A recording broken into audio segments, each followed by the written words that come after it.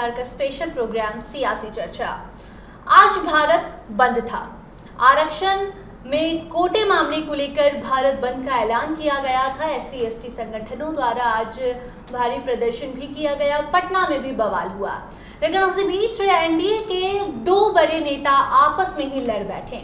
एक तरफ केंद्रीय मंत्री चिराग पासवान, दूसरी तरफ जीतन राम मांझी। दोनों ही SC/ST समाज के भगवान कहलाते हैं, दोनों को लोग पूजते हैं और दोनों ही आपस में लड़ गए हैं। एक तरफ चिराग पासवान सुप्रीम फैसले का विरोध जता रहे हैं, दूसरी तरफ सुप्रीम फैसले को समर्थन मिल गया है जीतन राम मांझी का। इसी मुद्दे पर हम बात करेंगे कि आखिर दोनों ही जो गरीबों की मसीहा कहलाते हैं आपस में क्यों लड़ रहे हैं। तमाम अलग अलग मुद्दों पर चर्चा करेंगे। हमारे साथ स्टूडियो में मौजूद हैं हमारे सीनियर जर्नलिस्ट सरोज सर। बहुत बहुत स्वागत है सर आपका। जी बहुत धन्यवाद सर। जीतन राम मांझी और चिराग पासवान दोनों आपस में लड़ाई कर रहे हैं, बयानबाजी कर रहे हैं और दोनों एनडीए के हिस्सा हैं। चिराग पासवान अपनी ही सरकार के खिलाफ मोर्चा खोल चुके हैं और दूसरी तरफ जीतन राम मांझी ने अब ऐलान कर दिया है कि वो बड़ा आंदोलन कर सकते हैं। देखिए वंदना जी, सारा मामला वोट बैंक का है जी। आप कहते हैं कि भगवान की तरफ पूजे जाते हैं, ठीक है। एक जो भरोसा है पिछड़ी जातियों को, दलितों को, इन नेताओं के, अपने नेताओं के ऊपर, ये उनके मन में उनको महान बना देता है। लेकिन हकीकत क्या है, चीज़ें क्या किधर जा रही है। आप कोटा में, कोटा का जो मामला है, जो वर्गीकरण जिस पर आज भारत बंद, जो आप बता रही हैं भारत बंद हुआ, उसको आरजेडी ने सपोर्ट किया, चिराग पासवान ने भी सपोर्ट किया, कांग्रेस ने भी सपोर्ट किया, तमाम पार्टियां, पप्पू यादव ने भी सपोर्ट किया। लेकिन जीतन राम मांझी का पॉइंट क्या है, इसको समझना बहुत ज़रूरी है। आप जो कहती हैं कि चिराग और जीतन राम मांझी के बीच तलवार निकल गई है, तो तलवार किसके लिए निकली है, ये समझना बहुत ज़रूरी है। जी, उनके ही समाज के लोगों के लिए, जैसा कि आपने कहा किसके लिए, तो आरक्षण को लेकर जीतन राम मांझी ने आज एक तो भारत बंद करने वालों को स्वार्थी बता दिया है, दूसरी बार स्वार्थी बताया। पहली बार स्वार्थी तब बताया था जब चिराग पासवान का जो विरोध सामने आया था सुप्रीम फैसले पर, क्रीमी लेयर पर। अब आज दूसरी बार जीतन राम मांझी ने चिराग पासवान को भी स्वार्थी बताया, भारत बंद समर्थन वालों को भी स्वार्थी बताया और ये भी कह दिया कि जो हमारे समाज के बड़े भाई लोग हैं उन लोगों को समझना चाहिए कि छोटे भाइयोों को मदद करें, ना कि ऐसे रोड पर आके आंदोलन करें। इसका मतलब क्या है? देखिए 22.5% आरक्षण का मामला है जी। तो आखिर मिल किसको रहा है जी? जो अभी व्यवस्था चल जा रही है, जीतन राम मांझी का यही कहना है कि जो आरक्षण की जो मौजूदा व्यवस्था है उसमें लाभ किसको हो रहा है, या जिसको लाभ हो रहा है उनको लाभ ही हो रहा है, जिसको नुकसान हो रहा है उसको नुकसान ही हो रहा है। तो 18 जातियों को चिन्हित किया है, 18 जातियां चिन्हित की गई है। जो मांझी जी की पार्टी है, मांझी ने जिन्हें खुद संतोष सुमन जी उनके बेटे हैं, मंत्री भी हैं, 18 जातियों को उन्होंने चिन्हित किया है कि जिनको आरक्षण का लाभ बहुत ही या तो नहीं मिल रहा है और मिल भी रहा है तो बहुत कम मिल रहा है। इसीलिए हम चाहते हैं कि इसका वर्गीकरण हो।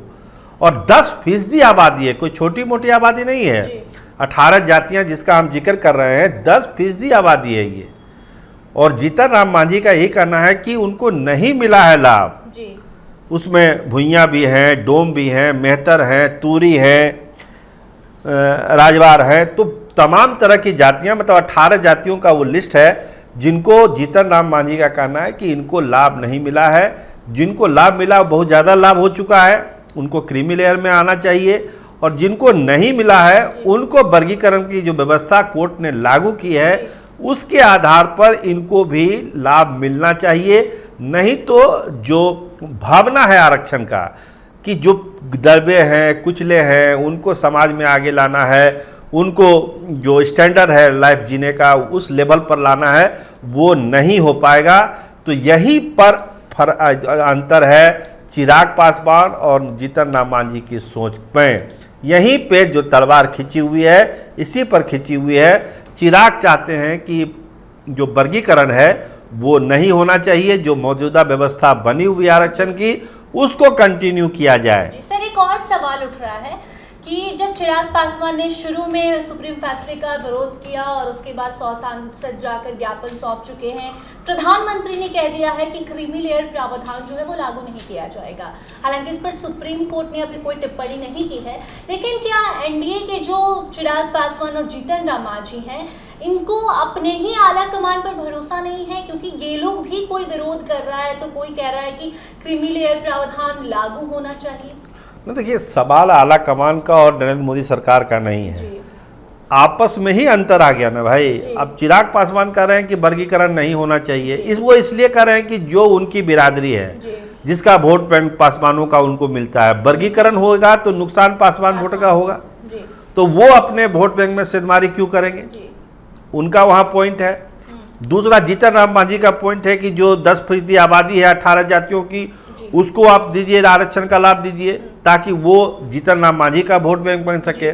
इसीलिए हमने वंदना जी शुरुआत में ही कहा था कि मामला वोट का है, लाभ किसको होगा, नुकसान किसको होगा, आरक्षण किसको मिलेगा, कौन आगे जाएगा, कौन पीछे जाएगा।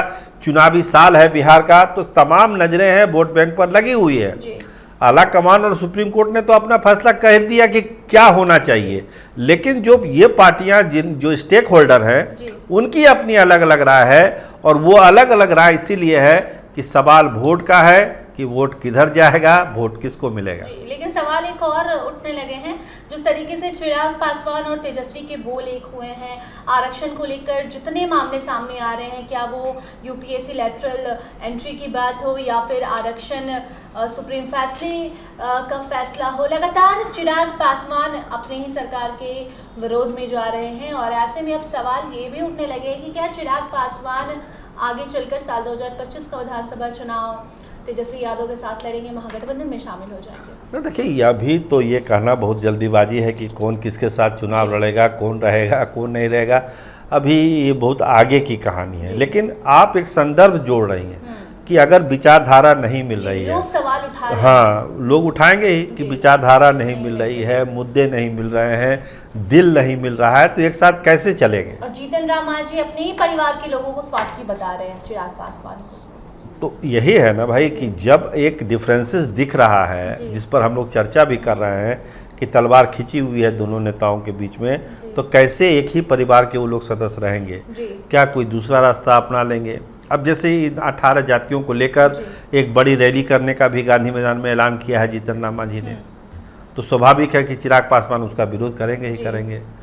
तो इस तरह की जब चीज़ें होगी, जब चुनाव घोषणा होगी या चुनाव का कम नज़दीक आएगा, तब ये चीज़ों का प्रभाव पड़ेगा।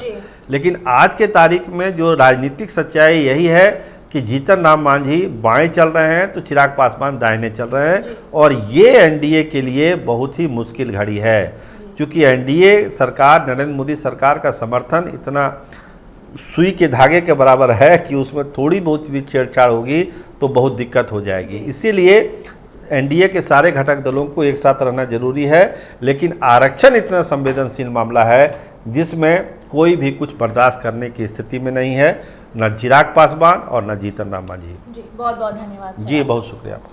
जो भी दर्शक देख रहे थे, आपको हम बता दें कि क्रीमी लेयर प्रावधान को लेकर आज भारत बंद का ऐलान किया गया था। देश भर से लगातार वो तस्वीरें भी सामने आई, जहां अगर हम पटना की बात करें तो पटना में तो मामला इतना बढ़ गया कि पुलिस को लाठी चार्ज पर उतारू होना पड़ गया। तो वहीं दूसरी तरफ अगर पॉलिटिकल एंगल से देखें तो एक तरफ जीतन राम मांझी हैं जो कि सुप्रीम फैसले का समर्थन कर रहे हैं, दूसरी तरफ चिराग पासवान हैं जो कि विरोध कर रहे हैं। और ऐसे में अब चिराग पासवान को लेकर मांझी का बयान आया है, जहां उन्होंने उसको स्वार्थी बताया है, घुमा फिरा कर बात कही है, लेकिन स्वार्थी चिराग पासवान को बताया। और दूसरी तरफ उन्होंने बड़ा ऐलान कर दिया है कि आगे भी वो आरक्षण को लेकर, क्योंकि 18% ऐसे लोग हैं समाज में जिन्हें आरक्षण नहीं मिल रहा है, और क्रीमी लेयर प्रावधान जैसे ही लागू किया जाता है उन्हें आरक्षण मिलने लगेगा। उन्हीं के लिए जीतन राम मांझी आगे बड़ा आंदोलन भी कर सकते हैं, जिसका ऐलान उन्होंने आज किया है। बाकी से जुड़ी आगे कोई नई अपडेट सामने आती है तो उसे आप तक जरूर पहुंचाएंगे। देखते रहिए स्टार टीवी बिहार। धन्यवाद।